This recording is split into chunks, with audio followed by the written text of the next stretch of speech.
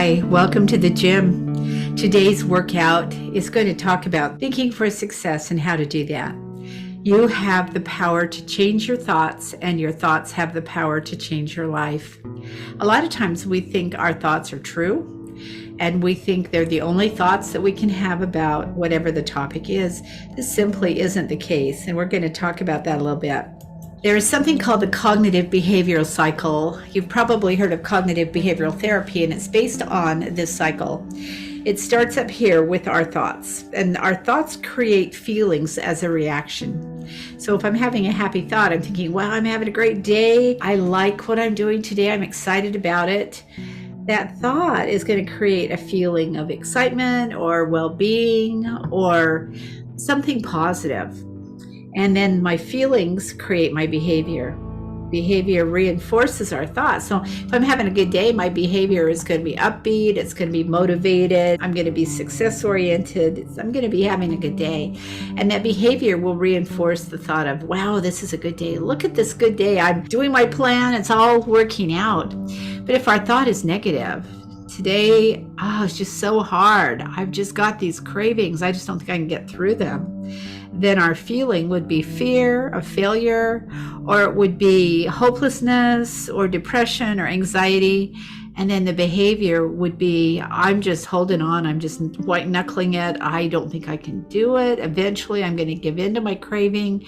And then the thoughts will be more negative. I'm a failure. I'm not strong. I can't do this. And we'll gradually spiral down in this cycle rather than spiraling up. So it's really important that we realize that thoughts are not facts. They seem like facts, and sometimes they are facts, but most of the time they're not. They're perceptions based on a lot of things.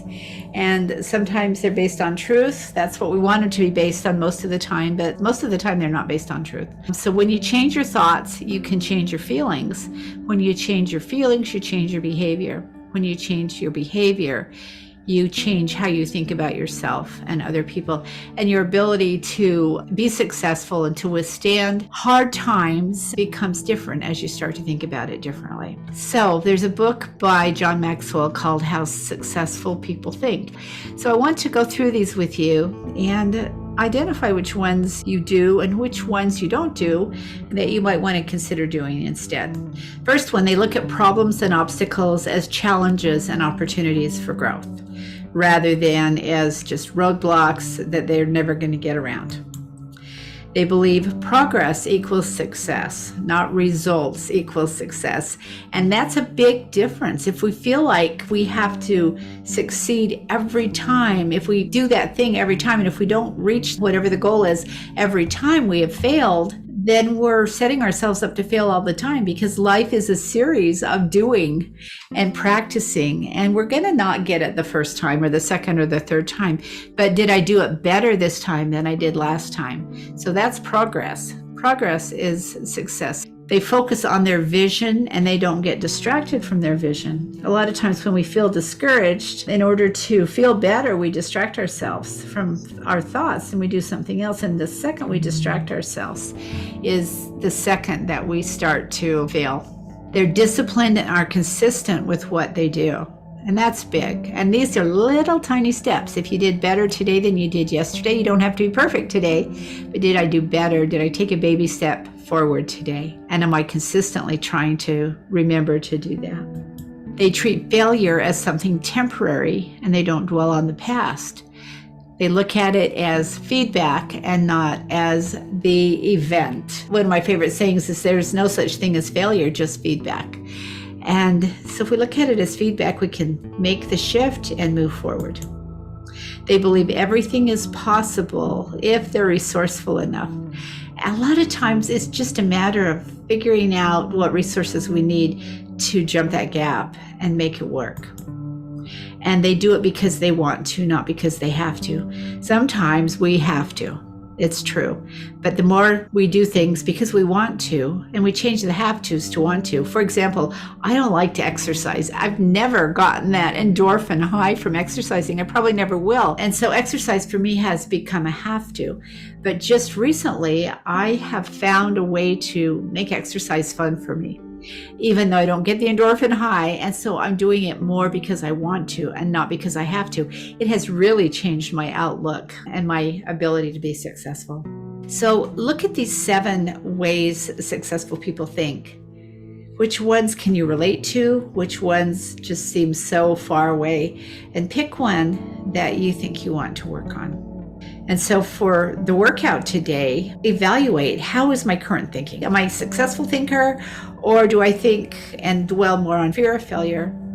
What feelings am I having in reaction to my thoughts? And what behaviors am I considering or am I doing in reaction to my feelings and thoughts? So that's that cognitive behavioral cycle. And then reviewing the 7 ways successful people think, see if there's any changes in thinking patterns that you need to make. And if there are, choose one and write down what you'll do about it, and continue to review the way successful people think and integrate them into the way that you think. I just want to end with a really quick story, not a true story, but it illustrates the importance of thinking, and especially of perspective in our thinking. There was a widower who lived with his 15-year-old son on a farm. And in my mind, this is probably a rural European town. And they didn't have a horse. They had to plow their farm by hand. And they worked really, really hard. They were out when the sun came up, and they were out all day long in their fields until the sun went down. And they didn't plow very much because they had to hand plow. The father would put a rope around the plow and pull it, and his son would guide the plow down the field, and they would plant and harvest. And they didn't use a lot of their land just because they had to do it all by hand. And the people in the town looked at this father and son team and really admired them. And so they all went together and bought him a horse. And that just improved his productivity so much. And the farmer's friend said to him, "Oh, you're so lucky. You are so lucky you have a horse now." And the farmer said, "We'll see." So after a while, the horse got wild and jumped the fence and went away into the hills. And the farmer's friends said to the farmer, "You are so unlucky. Your horse is gone, and that's a real tragedy." And the farmer said, "We'll see." So a couple of weeks later, the farmer and his son were eating dinner, and they looked out the window. They heard this noise, and there was his horse that had run away, and it was bringing a whole bunch of wild horses with it. So the farmer and his son ran out and opened the corral and corralled this herd of wild horses that were led by their horse. They closed the corral, and the farmer's friends said to the farmer, "You are so lucky. Now you have all these horses. You're going to be a rich man." And the farmer said, "We'll see." Well, the farmer's son went out and started breaking the horses so that they could be sold, and got bucked off of a horse and fell and broke his leg. And the farmer's friend said, "Oh, you are so unlucky. Your son's broken his leg, and now he's not going to be able to work. That's just a tragedy." And the farmer said, "We'll see." A couple of weeks later, an army came through and conscripted all able-bodied young men 15 and older. And the farmer's son couldn't go because he had a broken leg. And the farmer's friend said, "Oh, you're so lucky. Your son's not going to war." And the farmer said, "We'll see." You can see where this story goes. The farmer looked at the tragedy and the blessing equally. He was willing to sit back and go, "Okay, well, we'll see."